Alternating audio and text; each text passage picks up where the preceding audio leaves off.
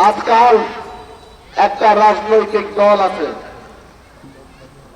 যারা বিভিন্ন গ্রামে গঞ্জে যায়, বিশেষ করে আমার মা বোনদের, মহিলাদের কাছে যে জান্নাতের টিকিট বিক্রি করে। আমি আপনাদের মাধ্যমে এবং আমার মা বোনদের মাধ্যমে আপনাদের যে মসজিদে ইমাম সাহেব আছেন না, বুজুর্গ লোক আছেন না, মুফতি আছেন না, আমি তো আর কোনো মুফতি না, বুজুর্গ না, আমার একটা প্রশ্ন আছে, এই প্রশ্নটা জিজ্ঞেস করবেন তাদের কাছে।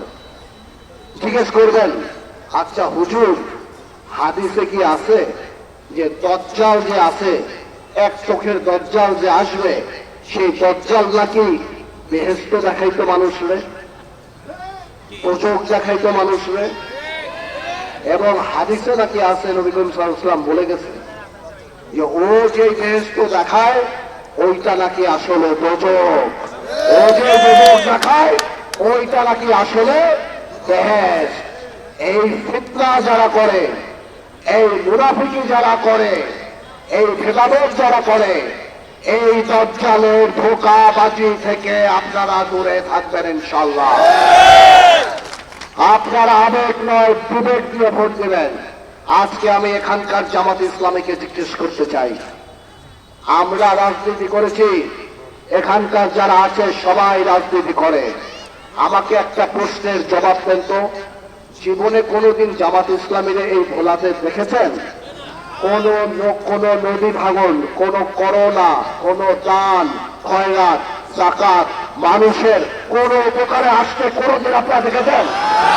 আপনারা জামাতের কোন নেতারে কোনদিন দেখেছেন বন্যা হোক, খরা হোক, পানি উঠুক, তারা সবাই দল বেঁধে মানুষের পাশে দাঁড়িয়েছে, মানুষকে কিছু একটা দিয়েছে, মানুষের জন্য এক টাকার কোন উপকারের কাজ করেছে?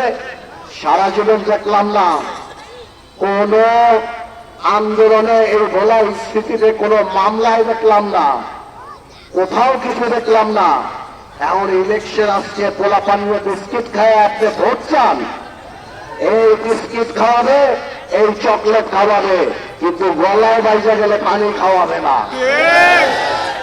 আপনারা এই ফিতনা থেকে দূরে থাকবেন। যারা গ্রামে গঞ্জে যে মহিলাকে বোঝানোর চেষ্টা করবে যে আপনারা আমাদেরকে ভোট দিলে জান্নাতে যাবেন, ওনারা মুনাফিক, এটাতে বিশ্বাস করা এটা শিরকি।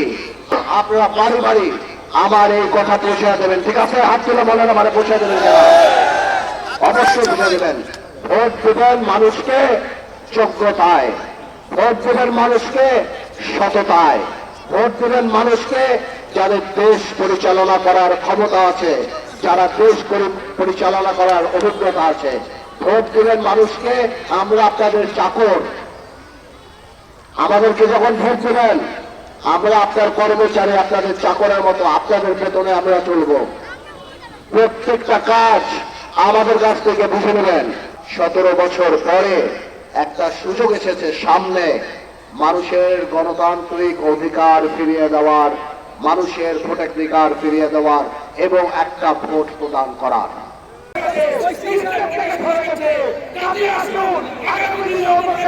আমরা